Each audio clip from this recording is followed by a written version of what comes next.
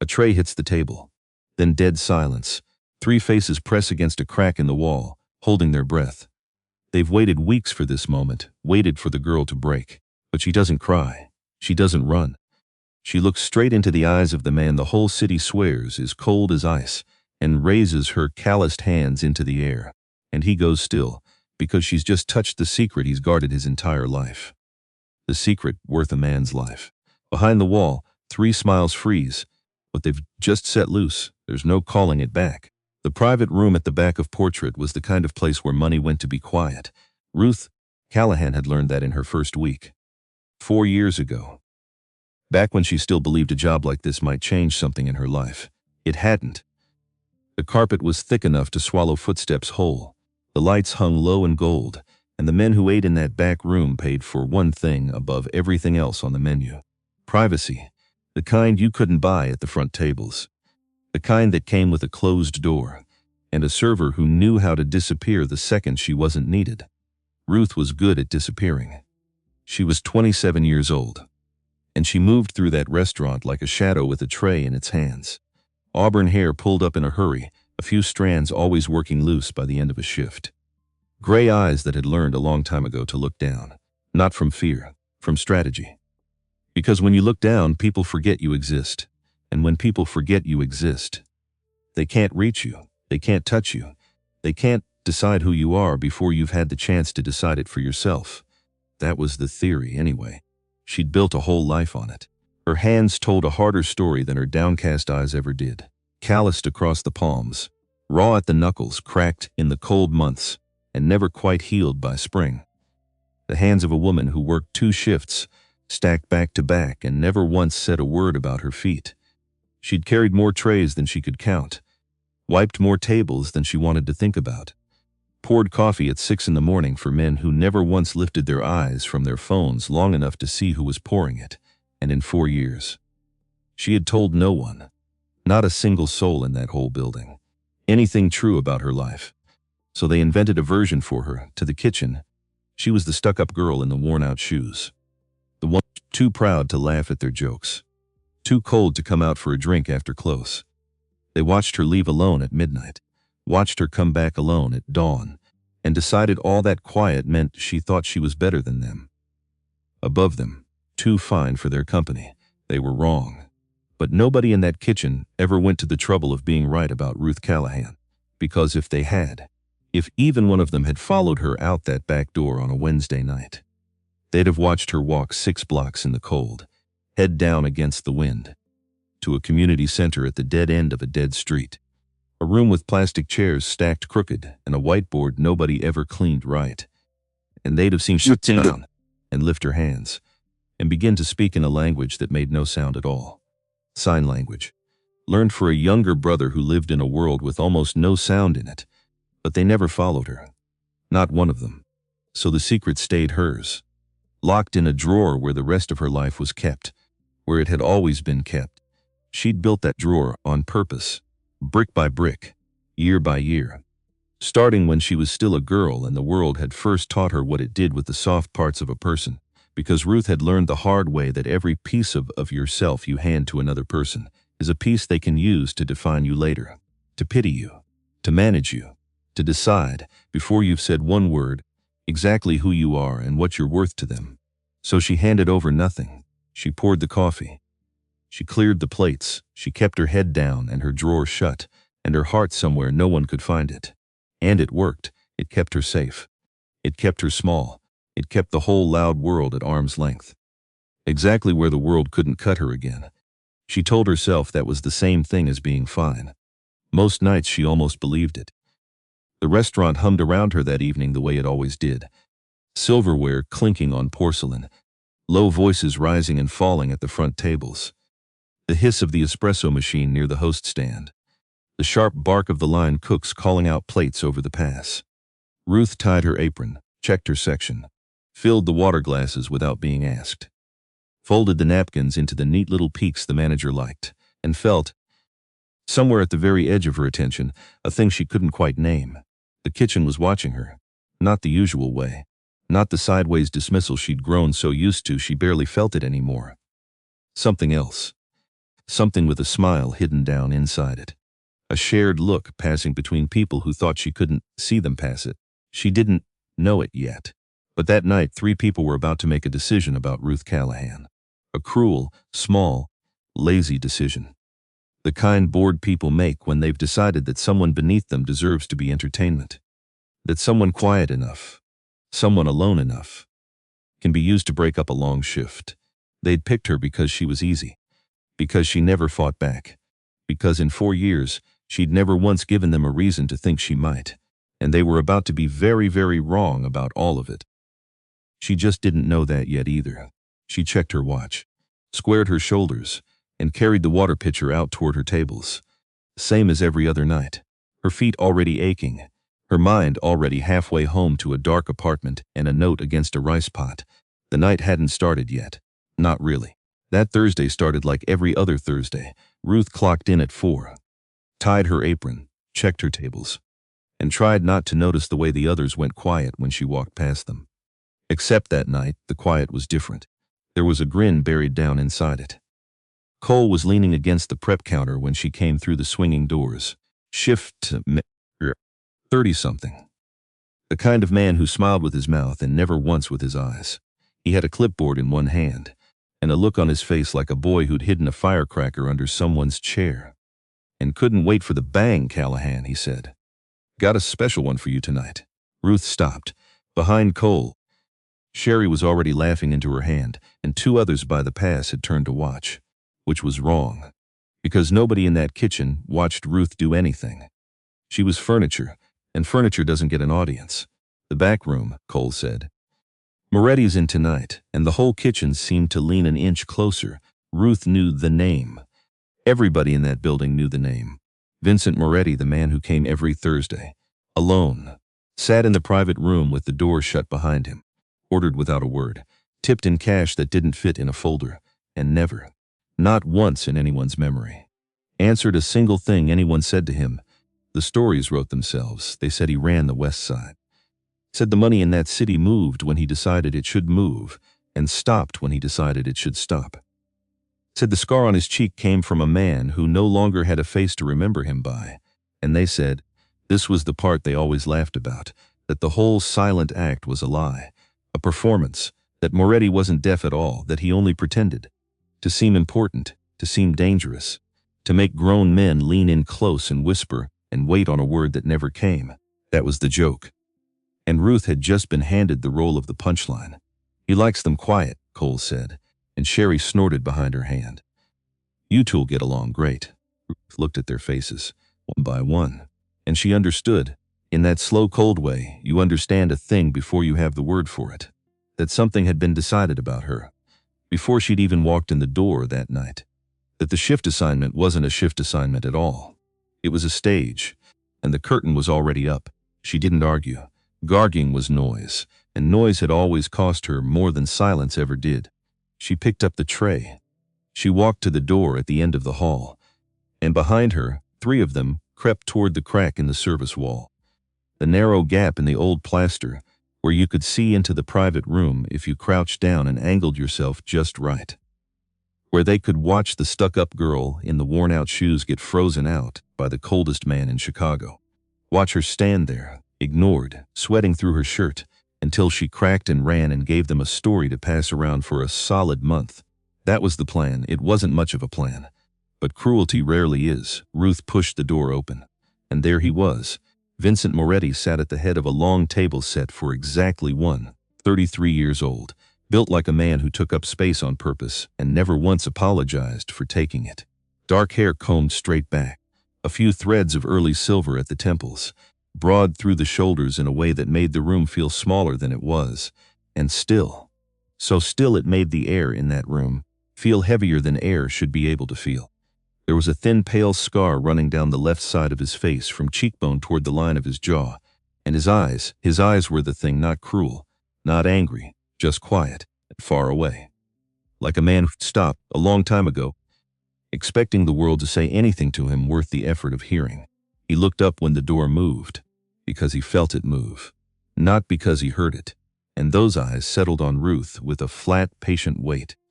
The weight of a man who was already tired of whatever was about to happen next, who'd sat through 100 versions of it, and expected nothing better from this one.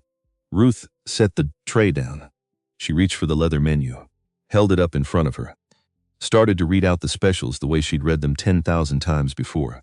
Nothing. He watched her mouth. He didn't answer. He didn't nod. He didn't so much as blink. She waited. 2 seconds, 3, the longest 3 seconds of her whole week. And behind the crack in the wall, 3 faces held their breath. 3 hearts beat a little faster. Because this was it. This was the exact moment the Iceman ignored her clean into the floor. This was the payoff, except Ruth didn't run. She set the menu down, slow, careful, and something in her chest, some old tired thing that had been holding on for years, just let go and went quiet. She looked at the man at the head of the table, looked past the scar in the stillness and all the stories the whole city loved to tell, looked him dead in the eye the way she never looked at anyone, and she raised her hands. Hello. I'm your server tonight. The signs came clean and unhurried, steady as a pulse. What would you like? The room stopped. Vincent Moretti's head came up. Not the polite lift of a man being spoken to. Something sharper than that. Something older. Something that had been asleep for a very long time, and had just felt a hand land square on its shoulder. Whatever the whole city called cold in that man cracked right down the middle. She watched it happen. She watched it in real time from 3 feet away. For a long moment he didn't move at all. He just stared at her hands. Like a man who'd found fresh water in the last place on earth he'd ever have thought to look for it. Because for the first time in longer than he could stand to count, somebody was speaking to Vincent Moretti in his own language. His hands rose, slow, almost uncertain. Like a man testing whether a thing was real before he trusted his weight to it. You sign. He signed. I signed, she answered. Where did you learn? She hesitated, one breath, the drawer wanting to stay shut. Then, before she could stop herself, family, she signed, just family. And he nodded. Once, slow, like she'd said something he understood all the way down, and behind the wall, 3 grinning faces went slack. 3 mouths came open. 6 eyes flicked back and forth between the girl's moving hands and the boss's cracked open face. And not one of those 3 could read a single thing those hands were saying to each other. They only knew it was going wrong. All wrong. The stuck-up girl wasn't breaking. The Iceman wasn't freezing her out. Something else was happening in that room, something they hadn't written into the script. Their little cruelty had slipped its leash, and it was already far too late to call it back. The shift ended the way every shift ended. In pure exhaustion, Ruth untied her apron close to midnight, walked out into a thin Chicago drizzle, stood at the bus stop under a broken streetlight, and let the cold settle down on her shoulders like a coat she couldn't take off. The bus came, she got on, found her usual seat near the back, and she watched the whole city smear past the fogged glass. All yellow lamplight and wet black street, all the way south, to the old building with the stairwell that always smelled of damp, and the hallway light that flickered like it was thinking, seriously, about giving up for good. 2 winters now. The landlord had promised to fix that light. 2 winters she climbed to the 3rd floor, counted the steps the way she always did without meaning to, slid her key into the lock soft, opened the door like it was a thing that might break in her hands.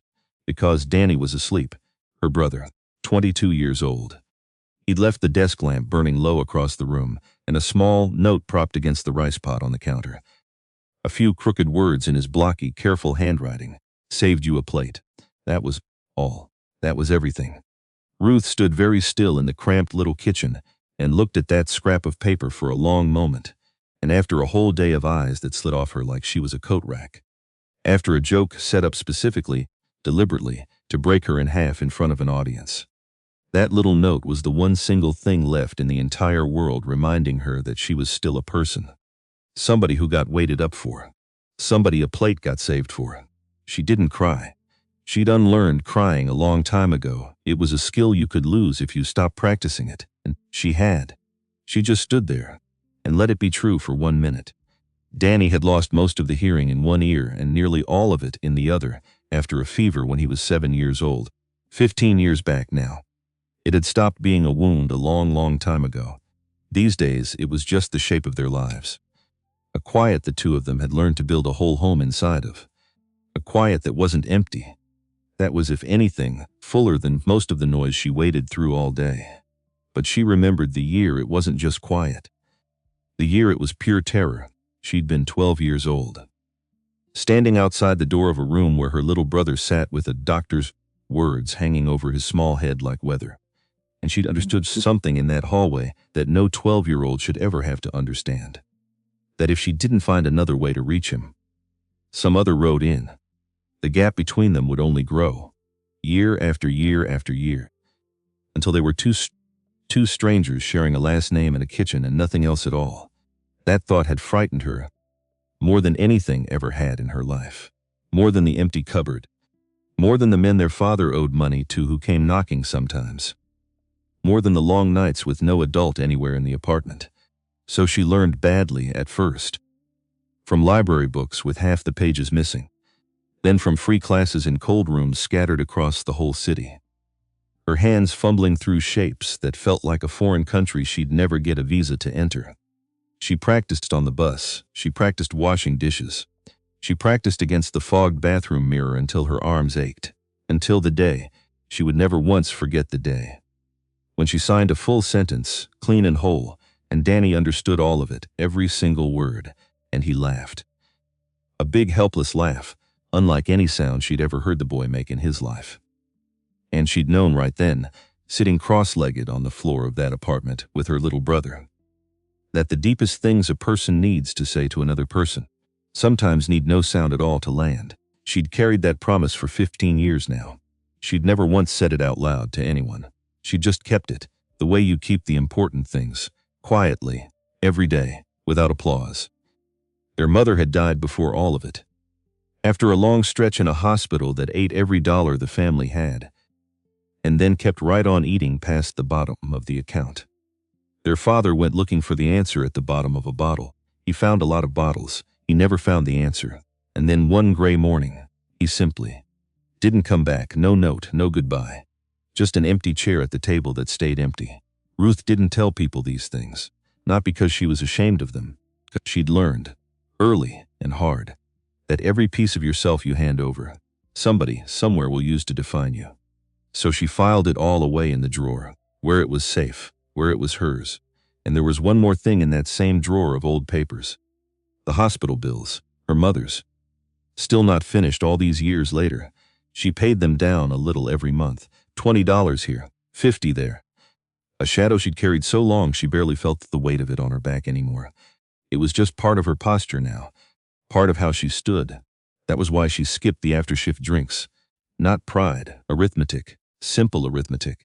Nobody who finishes at midnight and starts again at dawn has money for a bar, or the hours to sleep it off after. But the kitchen didn't do arithmetic. They saw her leave alone, and they called it coldness, called her a snob in bad shoes. She wasn't cold. She'd been warm once. Warm and trusting and open as a window thrown wide in June, and it had cost her everything she'd saved. But that was a story for another drawer, a deeper one. One she kept locked even from herself most days. She sat down at the little table, ate the cold plate Danny had saved her, slow, in the low lamplight.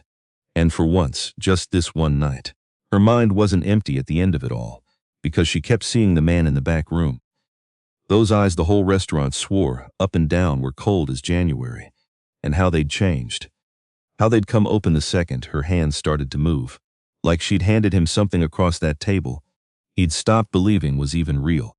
Something he'd written off years ago. She only knew that for a handful of minutes. A stranger had looked at her, not like furniture, not like a problem to be managed and moved past, like a person, a whole one. And that, though she didn't dare give it a name yet, had slipped clean through a crack in the wall she'd spent 10 years building. She washed the plate, dried it, set it back, turned off the lamp, stood at the window a while, looking down at the wet street and the smeared gold of the lamps below and the empty sidewalk shining. Tomorrow she'd go in on time. Wipe the tables, keep the door shut, keep the drawers shut, same as always. But even as she told herself that, she felt it. Something had moved, quiet, small, like a door easing open an inch, before anyone had decided whether it should open all the way, or slam shut again for good. Wednesday was the only night that belonged to Ruth, the one single night she stepped out of the machine. The 2 shifts, the aching feet, the flickering hallway light the landlord would never fix. All of it fell off her shoulders the moment she walked into that room at the dead end of the dead-end street. The community center wasn't much to look at. Plastic chairs pulled into a loose circle. A whiteboard with ghost marks that never fully wiped clean, no matter how hard you scrubbed. A radiator that clanked and hissed like it had opinions about the weather and wanted them heard. But to Ruth, it was almost the only place on the whole earth where she could pull a full breath. All the way down, to the bottom of her lungs, the teacher was a deaf woman named Adeline. And Adeline never taught signing, like it was a list of shapes to memorize and file away. She taught it like a language with a pulse, with breath, with the tilt of a head and the weight of a pause and the thousand things a human face can say when the mouth stays shut. The hands tell what the throat keeps hidden. Adeline liked to sign that one, slow, at the start of a lesson. Ruth had never once forgotten it, because it was truer of her than she would ever admit out loud. To anyone, ever. That night, Adeline asked the class a question, signed it slow, so the newest students could follow her hands without falling behind. What keeps you here? With a language this hard? They went around the circle, one by one. A retired man learning to talk to a grandson he'd never really met. A young mother whose baby had failed a hearing test. A nurse who wanted to reach her patients. Each of them signed their reason, careful, halting, honest, and when it came to Ruth, she lifted her hands and told them the truth she'd never once said with her voice, to anyone. In her whole life, I learned it, she signed, so that every night when I come home, I can still ask my brother how his day was and get a real answer. Not a nod, not a shrug, all of it. Every part she paused, the room waiting. I learned it so he'd never once have to feel alone. Inside his own silence, she lowered her hands, and the whole room went still for a beat too long. Even Adeline looked at her a long moment, then signed, gently, like she was setting something down soft on a table between them. You're not just learning a language, you're keeping a promise. And Ruth felt her throat close, because that was exactly the thing she'd carried for 15 years and never once given a name to. Not out loud, not even in her own head. And a deaf woman in a cold room with a broken radiator had just named it for her. In 4 small movements of the hands, she went home lighter that night. She thought about Thursday, and the man in the back room, and the moment her hands had reached across a table and touched a stranger she'd been sent in to be humiliated by, and it didn't feel like she'd given something private away, something precious she'd lose. It felt strangely like something had connected, like the best part of her, the part she'd saved for exactly one person only, had found a second place in the whole world where it was allowed to just exist, without shame. Without cost. Danny was still up when she got in, bent over the kitchen table, sketching for his trade class. Woodwork. The boy had good hands, steady ones. He looked up when the door opened. Signed a question, how was class?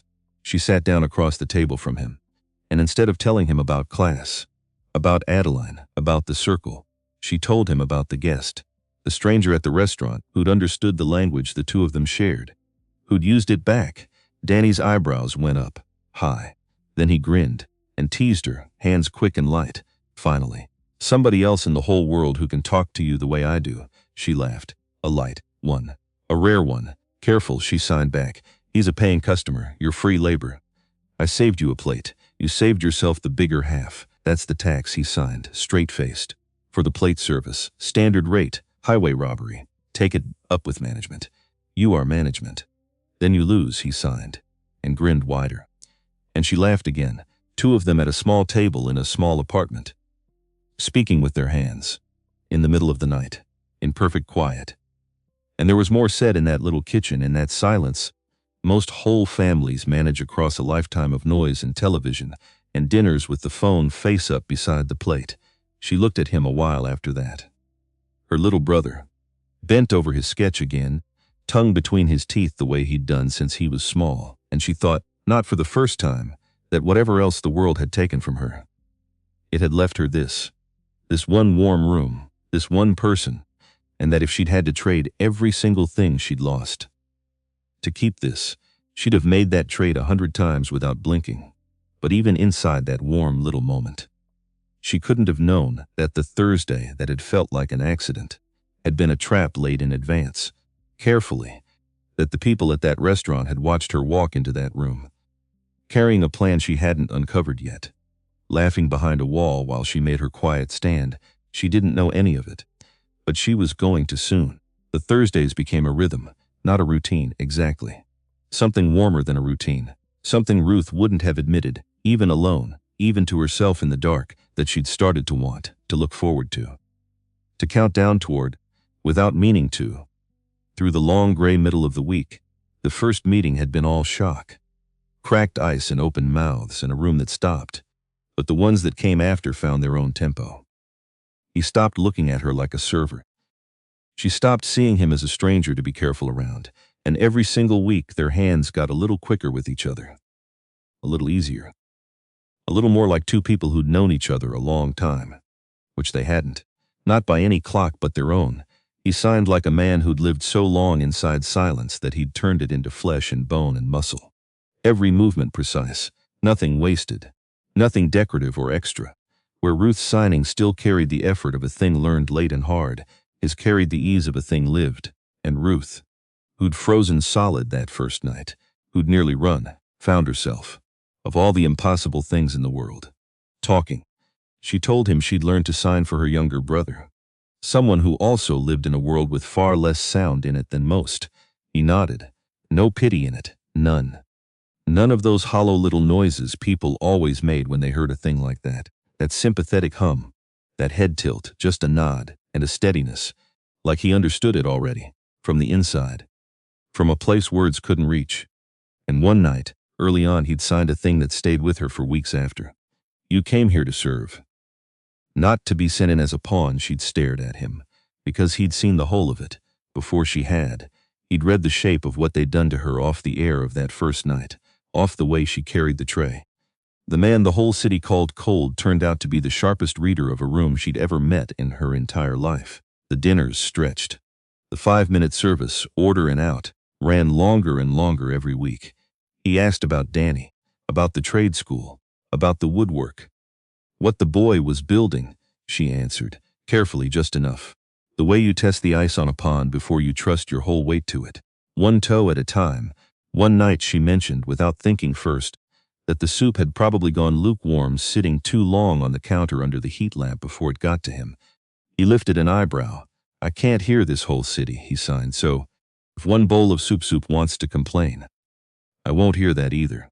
We're even. And Ruth laughed out loud, before she could stop it. A real one. The first real one she'd let fall inside that whole building in months, because she had not, in 100 years, expected the man the whole city feared to be hiding a dry, crooked sense of humor behind all that stillness. He saw the laugh, and something in his eyes gave, just slightly. Like the cold everyone talked about was only ever a shell, built carefully around a man too used to nobody bothering to actually talk to him, to just talk then, quiet, like it cost him something real to hand it over. He signed most people who sit across from me talk very loud and very slow. Like volume can fix anything. He paused, or worse. They turn and talk to whoever's sitting next to me, like I've already left the room, like I'm a chair. Ruth watched his hands and felt something click into a place inside her, a place that had been waiting empty a long time, because that was it. That was exactly the thing, the being right there, in the room, present and still, somehow invisible. Talked around, talked over. She knew it in her bones. She lived it every single day. 40 feet from that back room, out in that kitchen, full of people who'd known her name for years and never once known her. I know that one, she signed. I thought you might. Furniture, she signed. That's the word I use. In my head. For what I am out there, I'm furniture that pours coffee. He went still for a second. Then his mouth moved. Barely. The first thing close to a smile she'd earned off him. Furniture, he signed back. That's a good word. I'll steal it. It's yours. Free of charge. Nothing's free. And there was something almost like humor in it. What's the tax? You already paid it, she signed. You listened. He held her eyes a long moment after that one. The dinners kept stretching. Some weeks the food went cold on his plate, untouched, both of their hands too busy to eat. He asked her once what she'd wanted to be, before the 2 shifts, before the coffee at dawn. And she'd had to think a long time, because no one had asked her that in years, because she'd stopped asking it of herself. A teacher, she signed finally. Small kids. She'd liked the idea of being the first person who ever showed a kid the world made sense, and he'd nodded, slow, like he was filing it somewhere careful. Like it mattered that he knew. Two strangers in a locked room had found something wider than a shared language. They'd found the one other person in that whole loud city who knew exactly what it was like to be looked straight at every day, and never once, not really, be seen. And on the far side of the wall, where the narrow crack still opened toward the corridor, the three faces who'd come to watch a one-night humiliation were slowly losing their patience, week after week after week. All they ever got was two pairs of hands, moving in a smooth, easy rhythm they couldn't read. The laugh of a woman they'd been certain would cry, and the eyes of a man everyone swore was made of ice, fixed, careful, warm, on every single thing the server's hands had to say to him. One of them nudged another, nobody spoke, and one by one, they backed away from the crack in the wall, carrying off the sour, growing frustration of people who'd staged a show, and then had to watch the ending slide clean out of their hands into someone else's. Inside, Ruth knew none of it.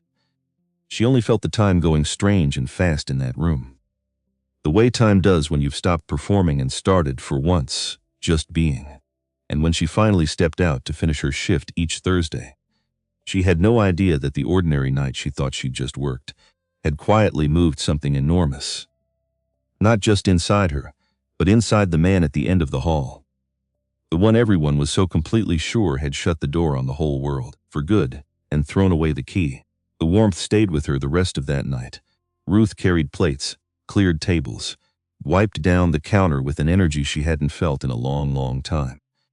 The sound of her own laughs, still ringing somewhere behind her ribs like a bell that hadn't finished, it lagged right up until she sat down into the dish pit behind the kitchen to stack the last of the trays before she clocked out for the night, and heard them behind the tall steel racks, over the hiss of the sprayer and the rush of the water, Cole and Sherry, standing close together, laughing.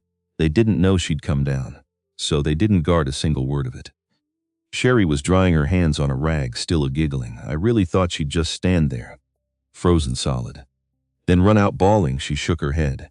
Who'd have guessed? Little Ice Queen had a card up her sleeve, and Cole gave a short, bitter laugh. Whole thing's a bust. Weeks of us standing at that crack in the wall like a bunch of idiots, waiting for her to make a fool of herself in front of that. He waved a hand, disgusted. That stone-deaf boss. And we got nothing out of it. Not one thing. Ruth still.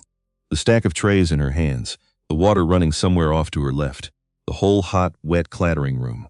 All of it went very far away. Very fast, because the pieces fell. All at once. Clean and cold, like a deck of cards someone had dropped from a great height. The smirks, the sudden assignment out of nowhere. The quiet with the grin buried down inside it. The audience she hadn't known she'd had. The whole staged thing. She hadn't drawn a hard shift by chance. She'd been served up. Her and the man in the back room. Both of them. Together as a cheap little show. Free entertainment. For a handful of bored, cruel people crouched down behind a wall in the dark. And she stood there frozen behind the rack and felt the warmth from an hour ago. The laugh, the lightness, the bell, start to curdle, turn thick, turn sour in her chest and go down like something spoiled. But here was the strange part. The part that told her something true about herself. Something she hadn't known. It wasn't being the joke that cut the deepest. She was used to being the joke. Used to eyes sliding off her. Used to being the punchline nobody even bothered to hide from her anymore. A joke at her own expense. She could take that. She'd taken worse. She'd let 1,000 things exactly like that pass in her life without a word. Know what made the slow anger rise up in her from someplace low and old? What actually turned her stomach was that they dragged him into it without thinking of him. Not for one single second. As a person, they'd called him the stone-deaf boss, laughing. Like the fact that he lived in a world with less sound in it was a defect, a flaw, a punchline, a thing you could just reach for and use. They'd taken the one part of himself he guarded like his own life, the part he'd told the whole city a lie to protect, and made it the raw material for their little afternoon show. And Ruth thought of Danny.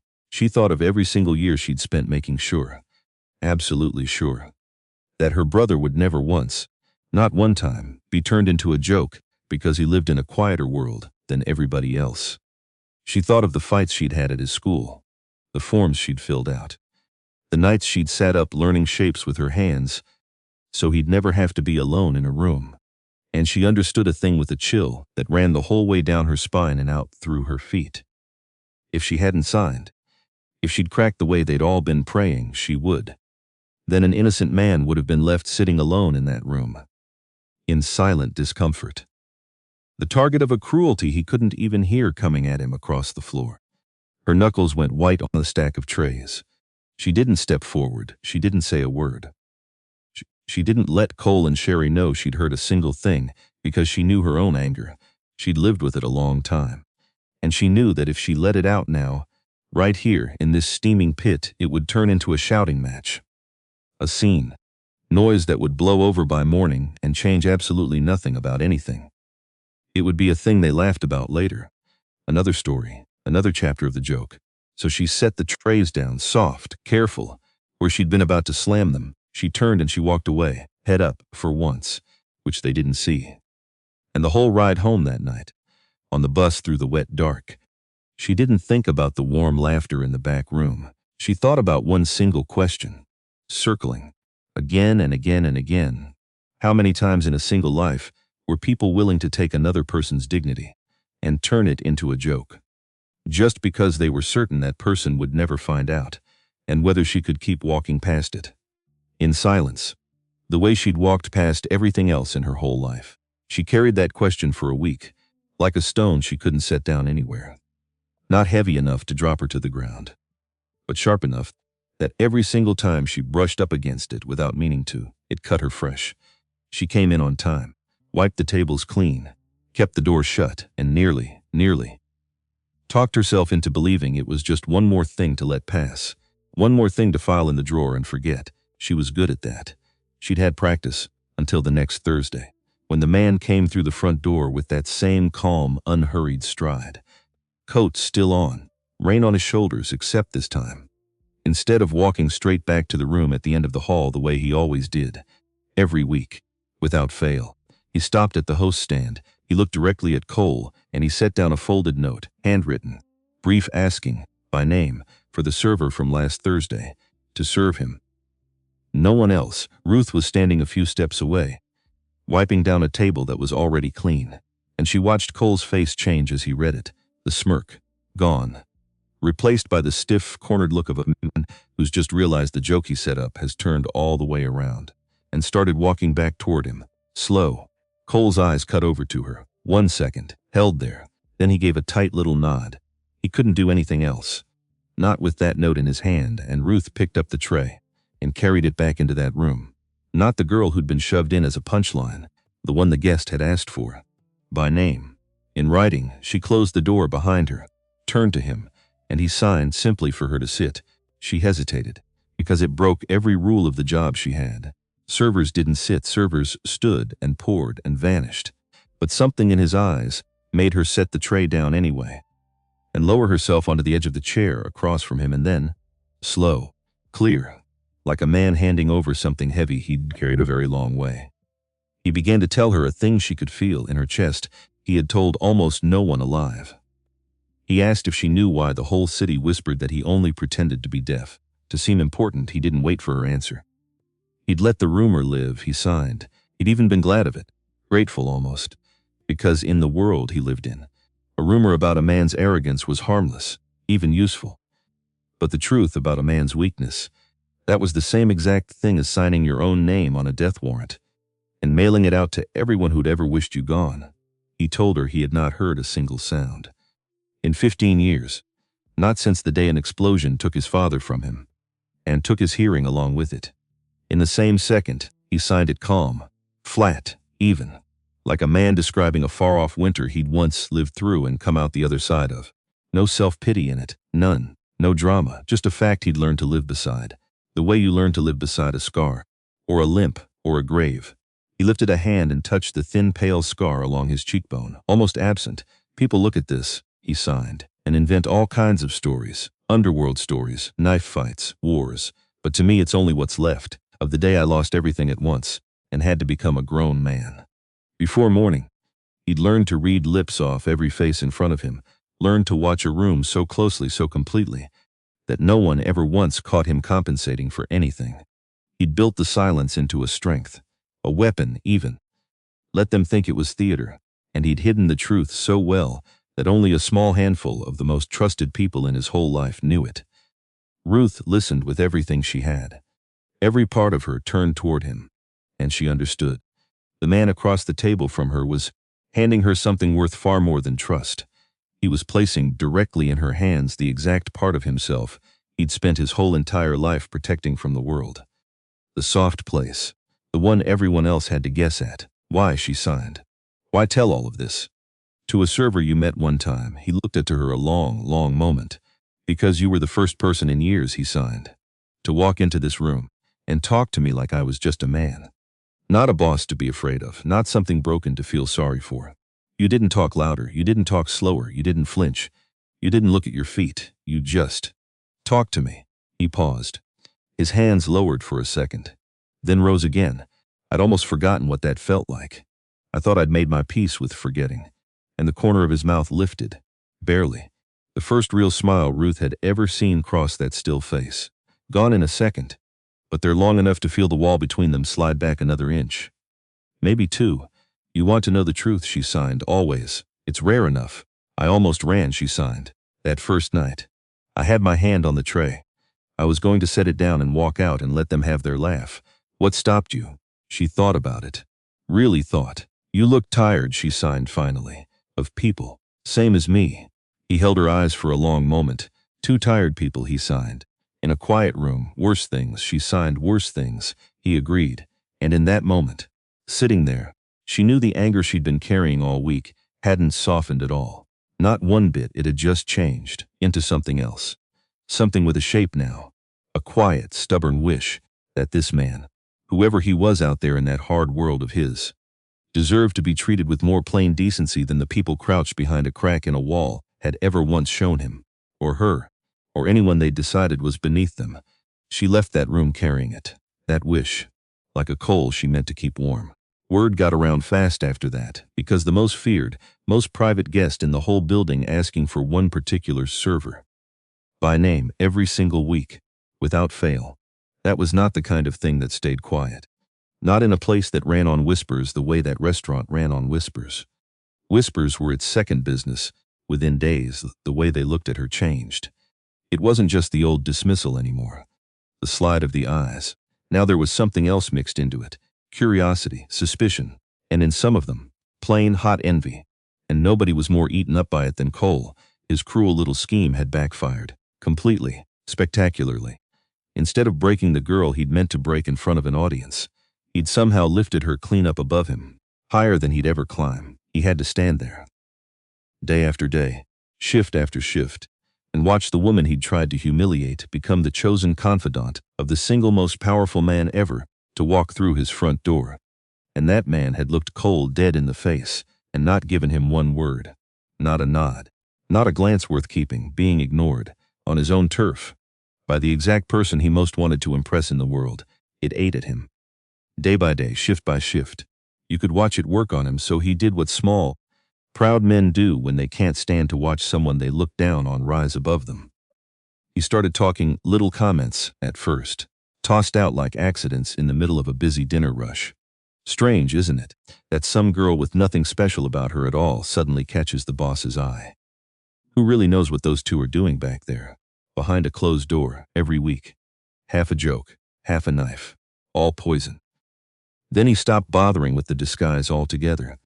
He moved it into the staff group chat, where everyone could read it, and no one dared push back.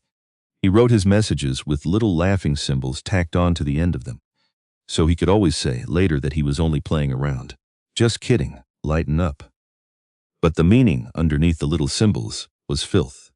That the only reason an ordinary girl like her got favored by the most powerful man in the whole city was that she knew how to trade on it, knew how to use what she had, clinging to a rich, dangerous man from the underworld, looking for a soft way out of a poor server's life. And Cole didn't stop at words on a screen. He started doing things. He'd plant himself in the narrow hall behind the kitchen, right in the choke point, so she'd have to squeeze past him to get through with her tray. Made comments about her body in that same mocking, laughing tone. And when she went stiff, when the discomfort showed plain on her face, he'd laugh it off, wave a hand, say she was too tense, too serious, say he was only joking. Can't anybody take a joke around here anymore? That old trick, as old as cruelty itself. Turn the victim into the one who's overreacting, make her the problem. And it left Ruth angry and trapped at exactly the same time. Which was the point, because he was the shift manager. He held her schedule, her hours, her whole livelihood, right there in his hand. He could cut her to 2 shifts a month and call it slow business, and understood, cold and clear, that if she made it big, if she raised her voice, filed something, the first person to bleed for it would be her. But here was the thing Cole didn't count on. Ruth wasn't the only one. In those days, she started to piece it together. From averted eyes, from half sentences that stopped short the second she walked up. There had been other girls, before her, girls who'd worked that same floor and taken the same exact treatment from Cole, the hallway, the comments, the laugh, and then quietly quit, reported nothing. Because everyone was afraid, everyone needed the job. Rent was rent, and everyone knew, without saying it, that a server's voice weighed nothing at all against a manager the higher-ups happened to like. That unspoken truth sat over the whole restaurant like a low ceiling, pressing everyone down, keeping everyone quiet. It was just the weather in there. But not everyone was laughing anymore. There was one who'd started to feel genuinely sick about all of it.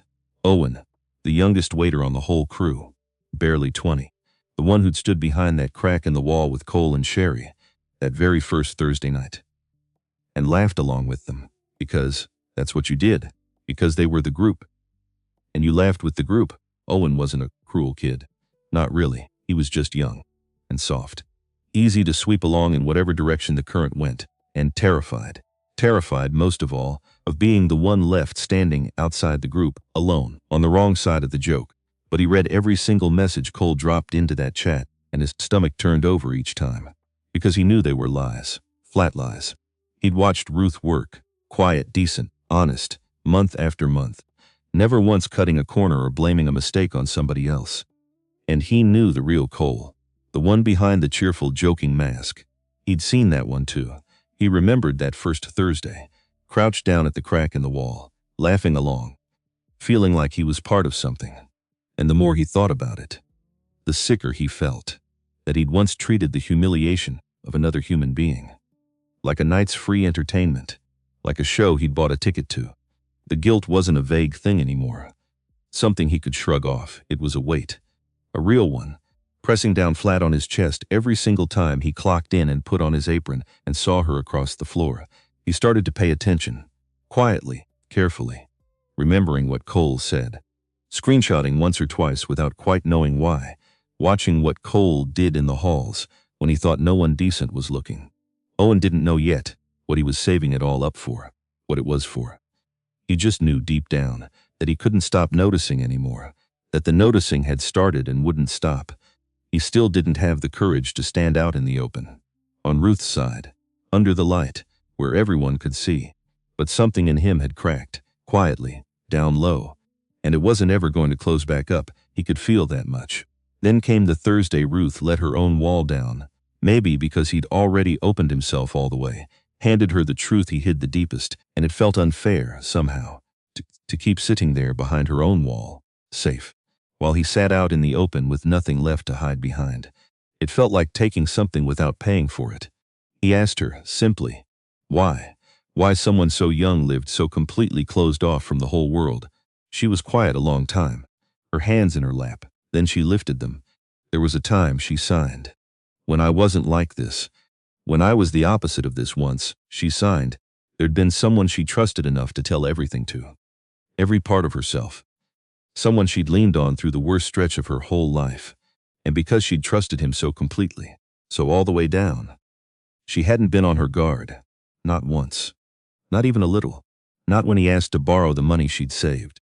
$1 at a time. For months and months. Money set aside for something that mattered more than anything. Something for Danny. And then one day he was gone. With all of it. Every dollar. No note. No explanation. No goodbye. Just empty hands where the money had been. And a lesson she never once wanted to learn. What hurt the most, she signed, wasn't losing the money. Money you can earn back. You take another shift. You skip a few meals. You claw it back, slow. Her hands slowed down, almost stopped. What broke me was knowing I'd trusted the wrong person. Completely, all the way, that the softest part of me, the part I'd finally opened up and handed to someone, he used it. He used it to cut me. So she'd built walls. Not because she was cold. Never because she was cold, but because she was afraid.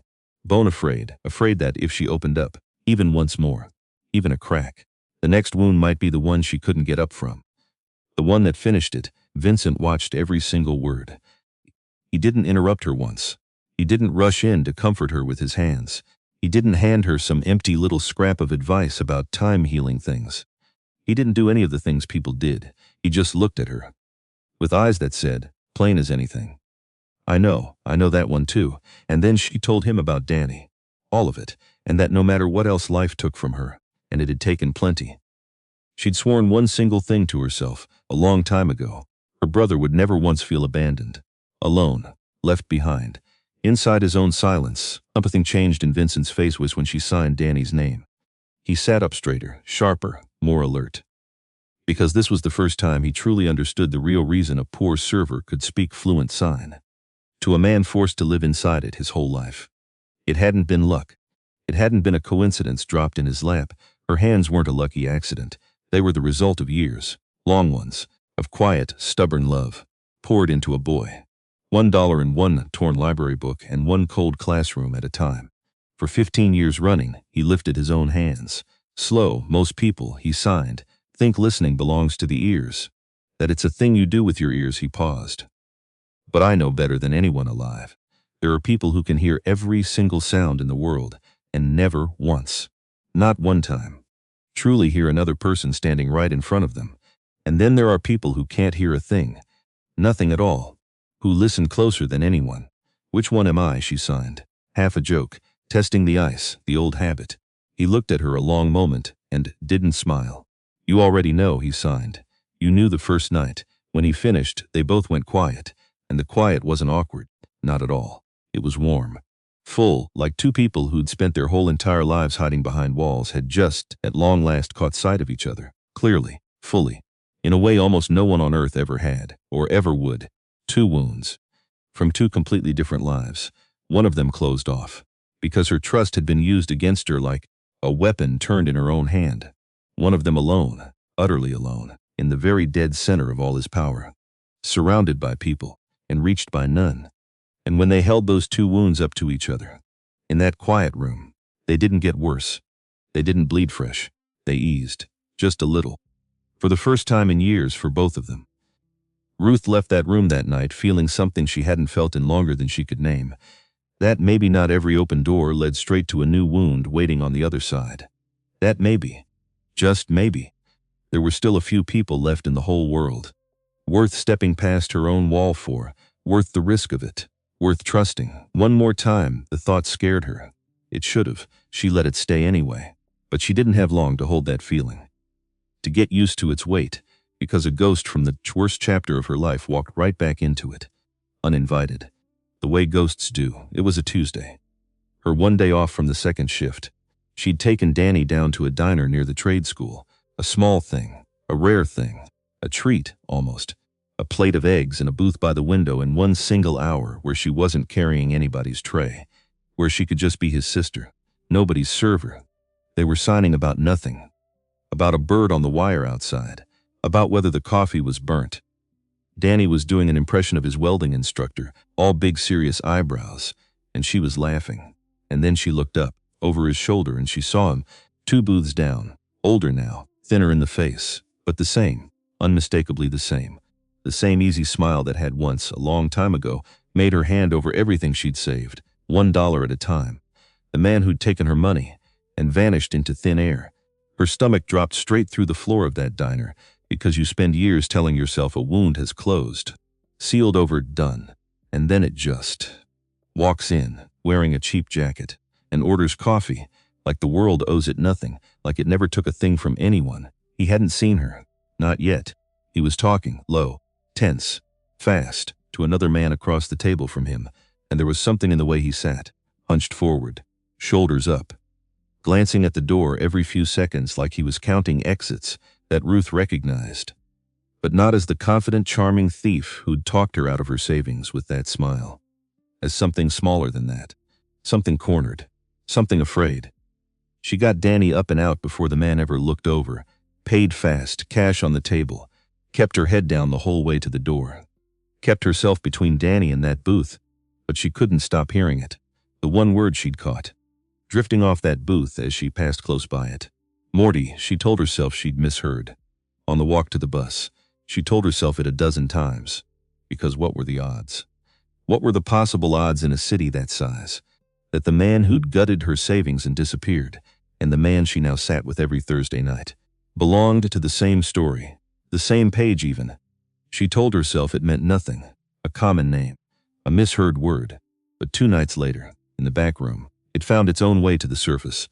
The way splinters do. She didn't even mean to bring it up. It just came. Rose up out of her hands before she'd decided to let it. She signed, careful, that she'd seen someone. Someone from her past. The one who'd taken the money and that he'd looked afraid, cornered, and that she thought. Maybe she'd heard a name in passing. Across the diner, she stopped. Almost didn't finish it. Almost pulled it back. Then signed it. Your name, Vincent went very still. Not the practiced stillness she knew so well by now, the comfortable kind. Something colder underneath this one. Something that moved beneath the surface without breaking it. He asked her. Slow. What the man had looked like. Exactly. What he'd been called in when she described him. When she signed the name, something moved behind Vincent's eyes. A recognition. Sharp, immediate, certain. He knew the man. He didn't say how. He didn't need to. But she watched it land on him. Watched him understand something she couldn't yet see the full shape of. Some connection between his hard world and her old wound that she hadn't known was there. He owes people. Vincent signed at last. Careful, choosing each word. Long before he ever crossed your path, years before. That's all I'll say tonight. Which people she signed. He held her eyes a long moment and didn't answer that one, which was its own answer. And Ruth felt, for the very first time, the cold edge of the world that stood behind the warm man across the table. She didn't understand the rules of that world, not the first thing about them, but she understood, all at once, that it was real, solid, that the soft one, with the moving hands and the dry crooked jokes, and the cold one, with the rules she couldn't read, and the men who owed and the men who collected, were the same room with the same door, and that she'd been sitting in it for weeks. She didn't ask him to do anything. About the man, about the money. And he didn't offer. Not that night. He just watched her. Careful, but she went home carrying a new thought. A small, uneasy one. Planted where it hadn't been before. That the man she'd started cautiously to trust could, if he ever chose to, reach right into her past and touch it, move it, rearrange it. And that she had no idea yet what she'd want him to do if he ever looked at her and asked, say the word, what she'd say back. She pushed it down. Hard, she wasn't ready to look at it. Not yet, but it was there now, waiting, patient. The way the important things always wait, quiet, in the dark, for the day you finally have no choice but to face them. Head on. She didn't have long to sit with any of it, to turn it over because Cole had gone and made a mistake, not with Ruth this time, with his own mouth. A man like Cole, humiliated, ignored on his own turf, in front of everyone, has to patch the hole in his pride somehow. Some way, and the way men like Cole patch it, the only way they know, is by bragging. He started telling people, a few inside the restaurant, a few outside it, in bars, to anyone who'd listen, that he wasn't someone to be pushed around, that he had connections, close ones, real ones, with Moretti's people, that the powerful guest who came in every Thursday actually respected him, sought his opinion, valued him, lies, every last word of it, built out of nothing but wounded pride. Except in the world he was borrowing to prop himself up. In the world he was pretending a relationship with. That kind of lie wasn't a joke, wasn't harmless, it was dangerous, genuinely dangerous. His bragging traveled, the way bragging does, mouth to mouth, ear to ear, out the front door and into the street and down the block, and eventually, it reached a man named Mickey, Vincent's right hand, the one who kept a close eye on anything at all that might touch the reputation, or the safety of the organization. That was his whole job. Watching for exactly this. And to a man like Mickey, a stranger going around town claiming friendship with their people was not the kind of thing you let slide, ever, not because it insulted anyone's feelings. Feelings didn't enter into it. Because it was a risk. A live one. Once a name like that gets borrowed by outsiders, to impress people at a bar, to settle a debt, to open a door, it can drag the whole thing into trouble it never once wanted to touch. So, one evening, near the end of a shift, two men walked into the restaurant, well-dressed, calm, unhurried, polite enough that nobody in the place clocked them for what they were until they were already crossing the floor, walking straight, with purpose, toward Cole, and courteously, almost gently, almost kindly, asking him to step outside, just for a word, a quick word. Ruth was cleaning near the entrance, wiping down menus, so she saw the whole thing, start to finish, and she saw Cole's face change the moment he understood who they were. And what they were, they didn't raise their voices, not once. They didn't make one single threatening move, no hands, no leaning. One of them just stood very close to Cole, comfortable, and spoke low, even.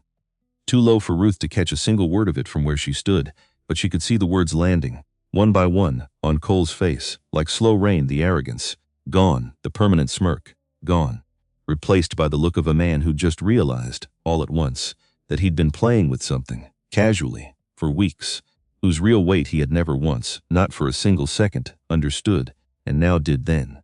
As quietly as they'd come, they nodded, once, turned and left, out into the evening. And Cole stood rooted to the spot by the host's stand, face gone bloodless, white as a plate, hands, Ruth saw it clearly, actually trembling at his sides. The same hands that blocked her in the hall. The whole thing took maybe 3 minutes, start to finish. Not one loud sound in it, not one rough gesture. Nothing you could report, nothing you could point to, and it left a chill in the air, worse than any screaming fight she'd ever watched break out in that place. Worse than thrown plates. Worse than anything. Ruth stood in her corner with the rag still in her hand, not moving, barely breathing, because this was the first time, the very first, that she'd seen it with her own 2 eyes, the real world, standing right behind the man she sat with every Thursday, the one she signed with, laughed with, the calm, the kindness, the dry crooked jokes, the wall sliding back an inch at a time. That was one side of him. She knew that side now.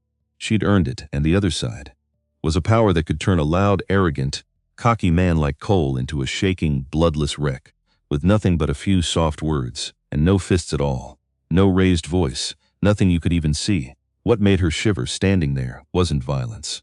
No violence had happened, none at all. Not one blow, it was the weight, that invisible weight, the way the mere existence of a name, just the name, was as enough to make a grown man go white to the lips. She stood there, and for the first time she understood it, clear and cold, all the way down. That standing near that man, being close to him, came with a price, a real one, a whole world of hidden rules she didn't know the first thing about. Rules that could reach out and touch the people you loved, without warning, and somewhere down inside her, underneath everything that had been quietly, warmly growing between them, a new question slipped in, for the very first time, whether someone like her, with a brother who needed protecting, could ever step into the orbit of a world like that, and come out the other side, still herself, still whole, still the woman who'd raised her hands that first night. She didn't sleep that night. Not for a minute. She got back to the apartment late, opened the door quiet, the way she always did, so she wouldn't wake Danny across the way. But instead of dropping into bed the way her body begged her to, she sat on the edge of it, in the dark, both hands wrapped around a cup of tea she'd made, and then forgotten to drink, until it went stone cold in her hands. The image kept coming back to her, over and over. Not a fight, not anything you'd even call terrible on its face. And that was exactly the thing about it, the quiet of it. The way two strangers had only to stand close and say a few soft words nobody else could hear, and a loud, arrogant man went pale and started to shake at the knees. She thought of Vincent, of the warm Thursdays, the rare smile she'd learned to earn, the way he listened with his whole face turned toward her, like she was the only thing in the room worth turning toward. And then she thought of the scene by the door, the two men, the nod, Cole's white face, and for the first time, the two pictures crashed into each other, hard. Inside her chest, the gentle man in the back room, and the cold world standing behind him, at his back, always turned out to be the same person, the same man. She just hadn't seen all of him at once until now. But what chilled her the most, sitting there in the dark with the cold tea, wasn't fear for herself, it was Danny. The thought of her brother struck so suddenly her chest went tight. Her breath caught. She turned her head, without meaning to, toward the small room where he slept. Her 22-year-old brother. The one she'd spent her whole youth protecting. From the world. From its edges. The one who lived in a quieter world than everyone else. And who, in her eyes, in her heart, always needed protecting just a little more than anyone else on the whole earth.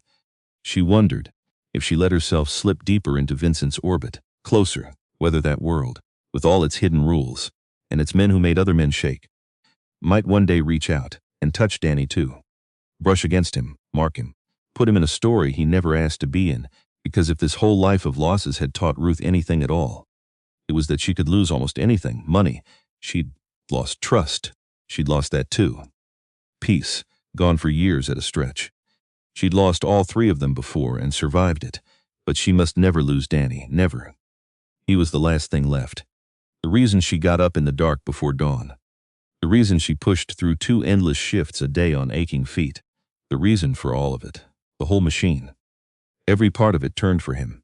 She sat like that a long time, just listening to the oldest instinct she owned. The one from the hallway outside the doctor's room, all those years ago, screaming at her now, to step back, to protect the small home she'd fought so hard so long, to keep together with her own 2 hands, to build the wall higher, thicker, before it was too late to build it at all, before the world got in again, and in the days that followed, the pressure only got worse, from every side because Cole, shaken to the very bone by the 2 men at the door, went quiet for a while, went small. But that quiet wasn't remorse. She knew better than to hope it was. It was pressure. Pressure building up inside a man who'd been humiliated twice over now. Once by a server who wouldn't break, no matter what he did. And once by 2 strangers in nice suits who'd made his own hands shake in front of the whole floor. And a man like that, a man that full of pressure and that empty of shame, looks for somewhere to put it. Somewhere safe, somewhere below him. He put it on Ruth. The rumors got uglier, meaner. He pushed them harder, faster, and in the halls, he stopped even bothering to disguise the way he blocked her path anymore. The comments got crueler. The laugh when she flinched got colder, emptier. And Ruth felt herself getting cornered. Slowly, steadily, in the one single place on earth she couldn't afford to lose, her livelihood. The job that paid the rent and the bills and the free classes and kept the small warm room warm. She almost went back to just letting it all pass. Again, she'd spent her whole life letting things pass. It was a survival skill, maybe the only one that had never failed her. You lower your head, you keep your feet moving, you don't give them the reaction they're fishing for, you wait. And eventually, most of the time they get bored and move on to easier prey, except this time. The stone had gotten too sharp to keep carrying, too heavy. It was cutting her hands now just to hold it. Something in her was changing. Slowly, under all that pressure, the way coal changes into something harder and clearer under enough of it. Given enough time and enough weight, she could feel it happening down inside her, quiet. Sure, and she didn't try to stop it. Not this time, she let it happen. The day it finally broke came on an ordinary afternoon. No warning. They never come with warning. She'd gone down to the wine storage to up a few bottles for the evening service. A small room, cold, humming steadily with the cooling unit. Shelves of dark bottles running floor to ceiling on every side. One narrow way in, and one narrow way out, the same door for both. She'd just lifted a full crate off the shelf. When Cole and Sherry stepped into the doorway together, blocking it, filling it. Those familiar mocking smiles. The one she knew by heart now, and another lazy comment. About her late-night visits to the back room. About what girl had to do to get asked for by name. They expected her to look down and squeeze past them. In silence, cheeks hot, the way she always did. The shit she'd done 100 times before in that exact hallway. Ruth set the crate down, heavy, on the floor. The bottles inside clinked. She stood her ground, and for the first time in months, she looked Cole, directly, in the eye, straight in. The smiles on both their faces froze. Then started to slip because her voice, when it finally came, wasn't a shout, wasn't tears. It was slow, and it was certain, and it was quiet, which was somehow far worse than either of the things they'd been braced for. I know what you did, she said. That first Thursday, the trap. I've known for weeks now. Cole's mouth opened, then closed, and the dish pit, she said. That night. I heard you, both of you. Every single word. She didn't step back. She stepped forward. One step, and Cole, without meaning to, without deciding to, took a clumsy half-step back into the shelves behind him. The bottles rattled hard against each other. He reached for his line. The one he always had ready and loaded and waiting. "Why are you making such a big—" "I'm not here about me," she said. And she cut clean through it. Right through the middle. A joke at my expense. I can take that. I've taken worse than that. I could let it pass. I've let 1,000 things pass. Her voice never rose. Not once, but every word came down clear, and heavy, and landed. And the little storage room, humming a second ago, seemed to go completely still around the three of them. Like it was listening to "What I can't let pass," she said. "Is that you used a man's deafness as something to laugh at?" As a punchline, Cole's smirk was gone now. All the way gone. "You called him the stone-deaf boss. Like it was funny. Like the fact that he lives in a quieter world is some kind of defect. A flaw you could poke at, and you never once. Not for a single second, in all those weeks. Thought of him as a person. A whole one." She looked at Sherry. Held her a second. Then back at Cole. "If I hadn't happened to know sign," she said. "You know who'd have been left sitting alone in that room, humiliated? Frozen out in front of an audience he couldn't even see. It wouldn't have been me. It would have been him, a man turned into a joke. By people hiding behind a wall in the dark. A joke he couldn't even hear being made about him. Right there. 40 feet away, she let that sit in the cold humming air a moment. "That's not a joke," she said. "That's cruelty. Wearing a joke's clothes. Hoping nobody looks too close." The cooling unit hummed. Nobody else made a single sound. Sherry had gone very still. "I have a brother," she said, and her voice caught. Just barely, for half a second. Then it steadied, held. "He lives in a quieter world too. And I have fought, my whole life, since I was a kid, so that no one would ever get to look at him and see a joke instead of a person." She looked at them both again. "So I know," she said, "exactly how it feels to have somebody take your difference, the thing that makes your life harder than theirs, and turn it into entertainment for their own boredom." On a slow afternoon, Cole opened his mouth, then shut it again. "Nothing came. I'm not asking you to like me," Ruth said. "You can hate me all you want. Both of you. Hate me till you retire, but there's a line now, and you're going to understand exactly where it is. You don't get to take anyone's dignity, mine, his, anyone's in this building, and turn it into a way to pass a slow afternoon. Not anymore. That's done." Sherry, sharp-tongued Sherry, who always had something to say, some comeback loaded and ready, couldn't find one single word. Her face had gone pale.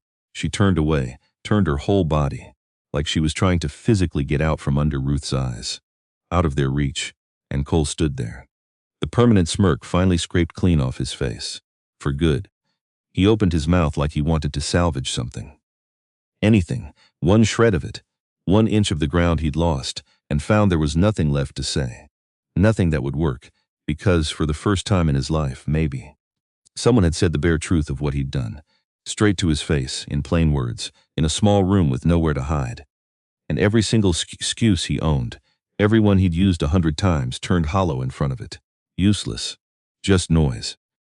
It was only then that Ruth noticed Owen, tucked back near the doorway, half in shadow. He'd been there the whole time. He'd seen the entire thing, heard every word, and when her eyes brushed over him, just brushed, he dropped his head fast. Both ears burning red, bright red. Not because she'd said one word to him. She hadn't. She'd barely looked at him. But because every single word she'd just spoken, about cruelty wearing a joke's clothes, about hiding behind a wall, had shone a hard light. On the coward in him too.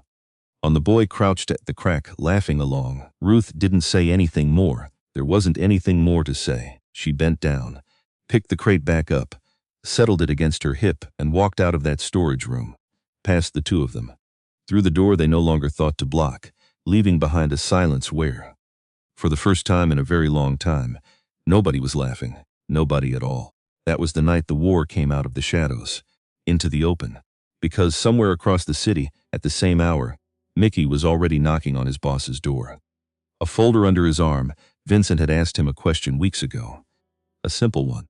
Just one. Why? Why had that particular server been pushed into his room? That very first night, out of everyone. Vincent didn't believe in coincidence. Never had. Not in his line of work. Coincidence was just a pattern you hadn't looked at hard enough yet. And his instinct had proved right again. Mickey set the folder down on the table between them and stood back and waited the trap. Laid carefully by Cole and his little crew, designed and staged to humiliate a poor server for a laugh. A slow afternoon, the rumors he'd spread afterward when it went wrong, the messages in the group chat, the filth dressed up as harmless jokes with little laughing symbols on the ends. All of it, printed out. In order, Vincent read it, slow, page by page. His face giving away absolutely nothing to the room, but Mickey had worked beside this man for years now, close, and he knew the difference. He'd learned to read it. The difference between the stillness that meant calm, real calm, and the stillness that meant something had gone very cold, very deep, very far down, to a place that didn't have a bottom. This was the second kind, without a doubt, because the one single person in years who had spoken to Vincent like he was a man, just a man, not a boss, not a weapon, not a danger, had been dropped into his life on purpose, as a joke, aimed directly at the exact wound he guarded like his own beating heart. And she had carried the whole thing, alone, all of it, every week, without once coming to him with it, without one word of complaint, without ever asking him for a thing. She'd protected his dignity quietly, at her own cost, while hers was torn apart. 40 feet from that room. Every single day the next Thursday, Ruth walked in still tangled up in her string of sleepless nights, eyes shadowed, braced for the pressure, for Cole in the hall, for all of it. And she knew. The second she stepped through the door, that something was different tonight, because Vincent didn't smile. He looked at her a long time, a long, heavy time, and then he lifted his hands, slow. I know everything. Ruth went still, went cold. I know about the trap, that first night. I know about Cole. I know about the rumors, all of them, every message. Her breath caught in her throat. I know you've been carrying all of it, alone, this whole time, and never once brought it to me. And then, with a calm more frightening than any anger she'd ever seen on a human face in her whole life, he signed the rest of it. You don't have to endure another single day of it, not one more. All you have to do is nod, just nod, and I'll make Cole disappear from your life, completely. Make sure he never opens his mouth about you again, to anyone ever. He didn't explain how, he didn't need to. She'd seen the two men. She'd seen Cole's white face. The sharp, deliberate cut of his hands carried its own translation, its own weight, a quiet authority that didn't deal in idle threats, that had never once bluffed, that dealt only in consequences, absolute ones, final ones. And Ruth froze because he was offering her something she'd never once held in her entire life. Not for a second. Power, the raw power to erase the man who'd tormented her for months. With a single nod of her head, 1 inch of movement, and some part of her, the part worn down to almost nothing by rumors, by the hallway, by unfairness stacked on unfairness, by months of being cornered in the dark, trembled at it, reached for it, for one brief, bright, terrible instant, just one. She saw it in that instant, clear as glass. Cole, gone, just gone. The rumors, gone with him, the whole crushing weight of the last months, lifted clean off her chest in a single breath. All she had to do was tip her chin down, 1 inch, and a man who'd worked so hard to make her small could be made to understand at last exactly what fear tasted like in the back of the throat, the way he'd made her taste it. And then, right behind that bright instant, came the cold, because she saw the second picture too. The one standing right behind the first.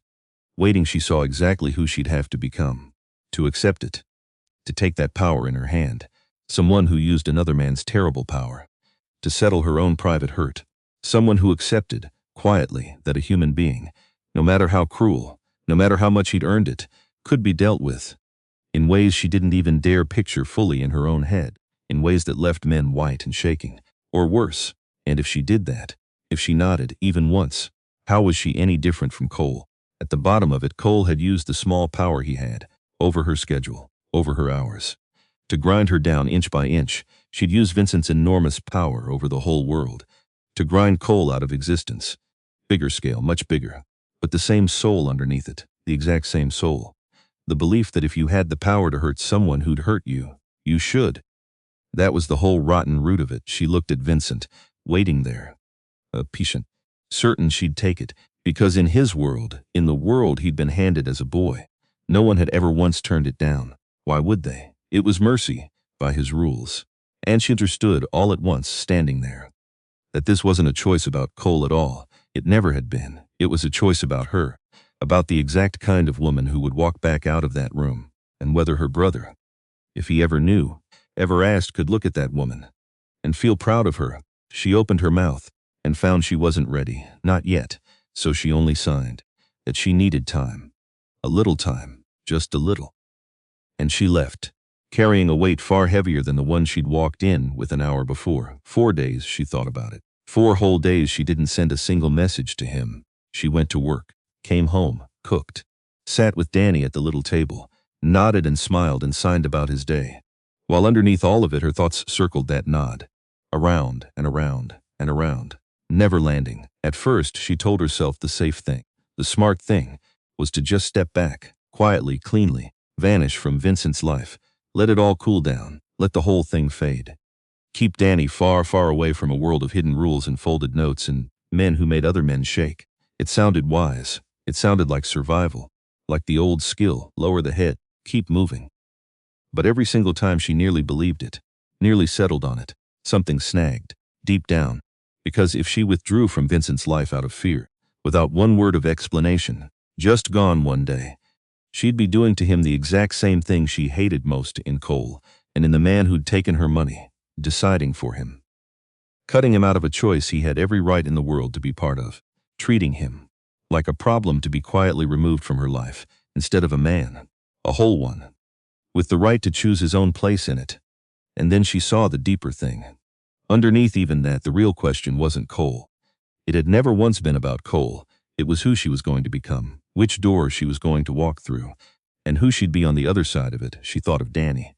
If he grew old someday, an old man, and came to learn somehow that his sister had once stood at a crossroads exactly like this one, with that exact power placed open in her hand.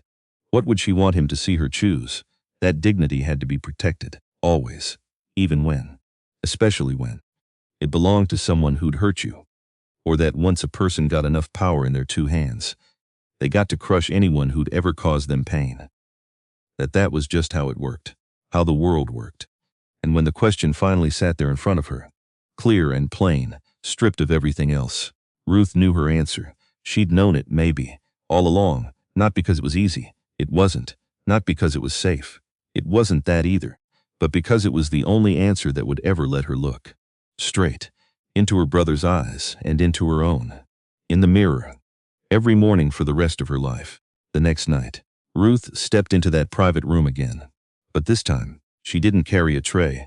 She came as herself, empty-handed, with something she'd spent 4 hard days learning how to name. He was already there, waiting for her. And when she closed the door behind her and sat down across from him, he looked at her with a quiet, complete attention, like he understood, without being told, that whatever she was about to say was going to matter, that it was the whole reason she'd come. Ruth drew a breath, steadied herself, and lifted her hands. She started by thanking him. "I know your offer came from wanting to protect me," she signed. "In a whole life full of loss, full of people who took, no one has ever once been willing to stand up for me like that, to offer me that, and I want you to know I won't forget it ever." She paused, let it land. "And that's exactly why I have to be honest with you now, all the way honest." Then she looked straight into his eyes, and she refused. "I don't want you to touch Cole." Vincent didn't move, didn't blink. "The night I was pushed into this room," she signed. "That first night, we were both treated as objects, as things, for someone else's amusement.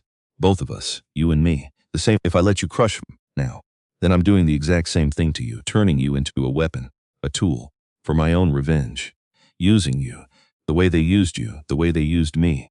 Her hands stilled a moment, then finished it. "Firm, you are not a tool for my anger, Vincent. You are not my knife. You are a man, a whole one, and I will not treat you as anything less than that. Not even to be rid of Cole, not for anything." Something shifted, faint, way down in his eyes. But she didn't stop there. She told him about the fear too, all of it, the nights she hadn't slept, the cold tea, her fear that his world, with its hidden rules, might one day reach out and touch Danny.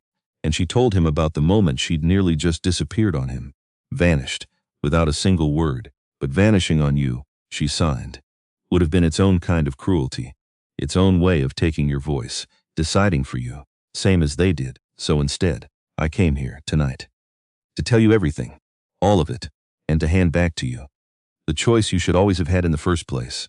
You get to decide, she signed, whether you want this, the life of a poor server, with a brother who needs protecting, with old bills and aching feet and nothing to offer you. And I get to decide whether I'm brave enough for a world like yours, but it has to come from the truth, both ways. Not from fear, not from running, not from either of us deciding for the other one. She lowered her hands into her lap, and the room sank into a silence unlike any they'd ever shared before. Thick, trembling, full. Every single card face up on the table between them now. Nothing left hidden, nothing in any drawer. Vincent sat still a long time, longer than he ever had, so long that she started, despite herself, to worry that she'd refused the only thing he knew how to offer another human being, the only language he had, and that she'd lose him for it, that he'd stand up and leave and that would be the end. But when he finally lifted his hands, he was the one who made her go completely still. In my whole life, he signed. Ever since the day I lost my father, and grew up between 1 hour and the next, no one has ever come to me, not once, without bringing one of two things, fear or greed. Every single person, one or the other. He'd lived so long, among people who saw him only as a force to be used, or a danger to be avoided, a door to get through, a name to borrow, that he'd almost forgotten entirely. That he was also a man, just a man, who could be treated some other way. When I offered to handle Cole, he signed. Part of me thought that was what you wanted, what you'd been waiting for. Because it's the only language my whole world speaks. Someone hurts you, you make them disappear. That's the entire rule, beginning to end. His hands paused, lowered, rose again. But you refused my power, right to my face. Not because you didn't need it. You did, but to protect my dignity. When you told me I wasn't your knife, you gave me something that neither power nor money in my whole world could ever once buy. Not for any price, the feeling of being seen as a whole man by someone who wanted nothing from me at all. Ruth's throat tightened hard. I won't touch Cole, he signed. Not because he deserves to be spared. He doesn't, not one bit. But because you deserve someone beside you who doesn't turn every wound into blood. And I would rather be that man than the one this whole city is so afraid of. And if being near you means I have to learn a different way to live, a slower one, a quieter one, then that's a thing worth learning. Maybe the only thing. And in that moment, sitting across from him in that still room, Ruth saw it, plain and unhidden, right out in the open. In the eyes the whole city swore up and down were cold as ice, cold as January. Dead warm. She reached across the table, slow, and she laid her hand over his larger one, and for a long moment neither of them signed a single thing, because there was nothing left that needed adding to it. Two people who had spent their whole lives handing the world nothing, guarding everything, had just, quietly, without a word, handed each other everything they had. Justice for Cole, it turned out, didn't come from the world Ruth had feared, the world of the two men and the folded note. It came from the last place she ever expected to find it, because Owen finally found the courage he'd been missing all along. The whole time, he'd realized somewhere in those weeks that his silence had been its own kind of complicity, that standing by, watching, saying nothing, was a choice too, and that if he kept his head down forever, kept laughing along, kept crouching at the wall, he'd stay forever. The exact coward he despised when he looked in the mirror at night. So he gathered it, all of it, everything he'd been quietly saving without knowing why. The slandering messages, screenshotted, the times he'd seen Cole corner other women in the halls, the things he knew about the girls who'd quietly quit and never once said why on their way out the door. And he brought all of it to senior management, through the proper channels, in the light, without hiding, once his own part in the original cruel joke. That first Thursday he accepted, out loud, in the meeting, that he might get pulled down along with it, lose his own job, as long as the truth finally came out, into the open, where it belonged. And this time, faced with real evidence, printed, dated, and a witness willing to stand up in the full light and name himself part of it, management couldn't wave it away, couldn't call it a joke, couldn't call her too tense. An investigation opened, a real one.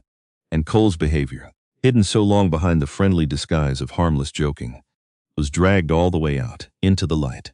For exactly what it had always been, Cole was dismissed, through the proper process, by the book.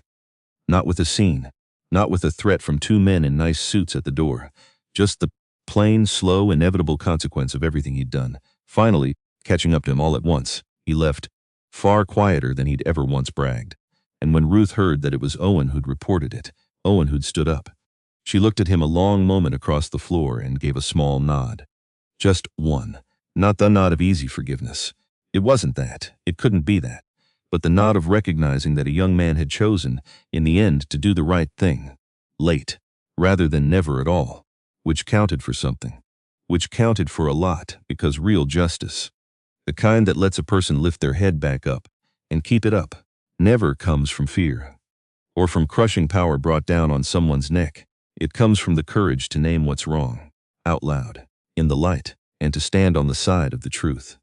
Even when standing there costs you something, even when it might cost you everything, the weeks after move differently. Softer. It didn't burst into some radiant, sudden love story overnight. That wasn't who the two of them were. It never would be. Two people that used to building walls don't tear them down all at once in a night. They take them apart, slow, one careful brick at a time, and they hand each brick across to the other one, to hold, to keep. As a kind of trust, he knew about Danny now, about the money she'd once saved, and lost, and with a single phone call. His money could have wiped every last bill clean off her shoulders. The hospital bills. All of it. Gone by morning. He didn't because he understood, without being told, that doing it, even out of kindness, would only turn her into someone indebted to him, someone who owed, instead of someone standing beside him as an equal, on level ground. Those old bills, he understood, were something Ruth wanted to finish paying herself, her own way, with her own two hands, on her own terms, with her own hard-won dignity fully intact. So the only thing he did, the one thing, was open a door. He introduced Danny to a free sign language program for young people, a real one, a good one. A place where the boy could learn more than she could teach him now. Meet others in the same boat. Find a community that spoke his language, without ever once having to strain for it, or ask twice, or feel alone in a room. He didn't pay anyone off to get him in. He didn't force a single thing.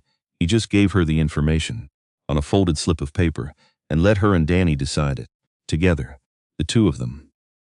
And the first Wednesday Danny came home from that program, he couldn't sit still. He couldn't hold still for a second. He signed a mile a minute at the kitchen table. About the other kids. About a teacher who was funny. Actually funny. About a girl he'd gotten shy about and wouldn't quite explain. Ruth watched her little brother's hands fly through the air, watched his whole face light up, wide open, in a way she hadn't seen since he was small enough to lift up onto her hip, and she had to turn to the sink. Quick, so he wouldn't see her eyes fill up, because this right here, in this small warm kitchen, was the thing the stolen money had been for, all those years ago. Every dollar of it, a place where his quieter world wasn't a wall built around him, keeping him in, keeping the world out, just a room. An ordinary room, full of people who spoke the very same way he did, naturally, easily. She'd finally gotten him there. At last, and it turned out, in the end, she hadn't had to do it all alone. After all these years of carrying it alone, there was one thing left, one loose thread, the ghost from the diner, the man who'd stolen her savings all those years ago and vanished. She asked Vincent, careful, one night, what would happen to him, in the end. Not because she wanted him hurt. She'd made her peace with not wanting that, but because she needed to know. To close the drawer, the debt is real, he signed. He borrowed from people he never should have gone near. Long before he ever crossed your path. Years before, that road. He built himself, brick by brick, with his own hands, and he'll walk it. Every step, whether you or I ever say a single word or not. He paused. But nothing about it, not one thing, will come from your hand or from mine. I won't touch him for you, because you asked me not to, and I keep my word. Always. That's the one thing in my world worth anything. And Ruth felt something settle in her chest, deep, something that had been standing up on end.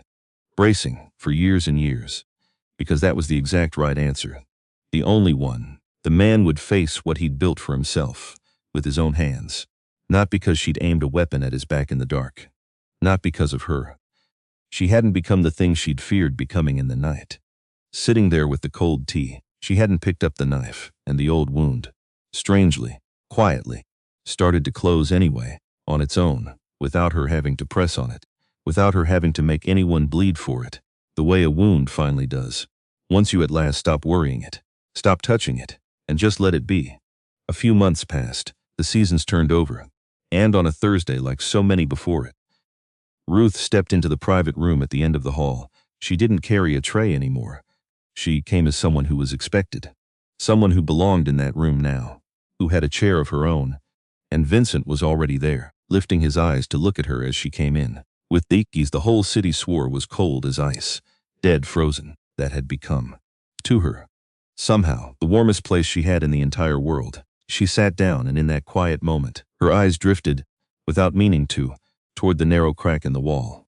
Over by the service corridor, the little opening, where, months ago now, three faces had pressed close together in the dark, waiting for her to fall apart, waiting for the show they'd staged. And now it was just a crack in a wall. No one stood there anymore. No eyes in the dark, no held breath, no mocking laughter waiting on the other side of it. It had gone back to what it always should have been. A humble little line in old plaster. Nothing more. Just bordering the private space of two people. Vincent followed her gaze, and he understood. He always did. I used to think this room was the safest place I had, he signed, in the whole city. Because no one could reach me in here. Behind this door he paused.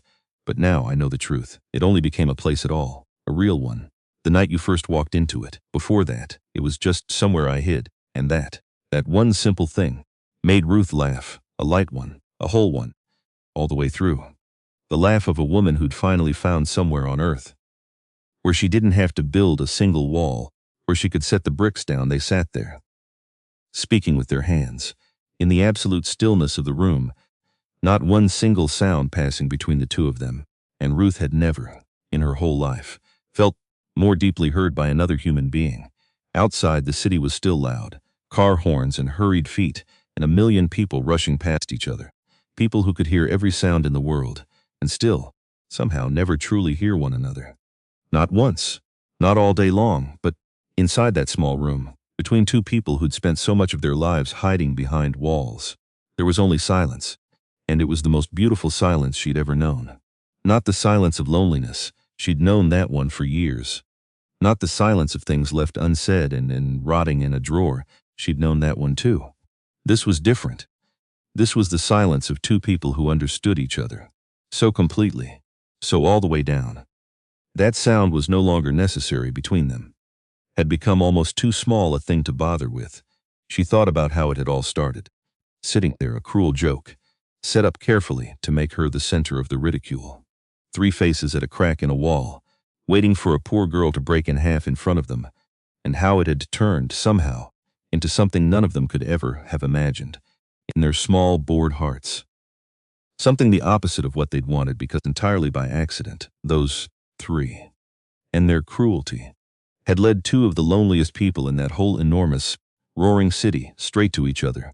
Right across a table, Danny would grow old someday, an old man, and if he ever asked her about these years, about the man from the quiet world, and the choices she'd made, when the raw power to hurt someone, really hurt them, had been placed right there, open. In her waiting hand, she'd be able to tell him the truth, all of it, and hold her head up while she did, that the strongest thing a person can ever hold, in their two hands, isn't the power to crush the people who've hurt them. That's the easy thing, the cheap thing. Anyone with enough power can do that.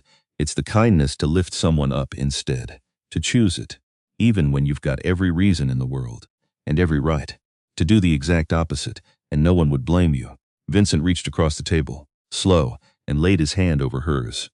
The calloused hand, the one that had learned a whole language, from torn library books, in cold rooms, just to keep a promise, to a little brother 15 years ago, in a cold apartment, with no one else coming to help, no one else at all, and he didn't sign anything. He didn't need to, because some things, the deepest things a person can ever carry, or give, or finally set down, don't need a single sound to be understood.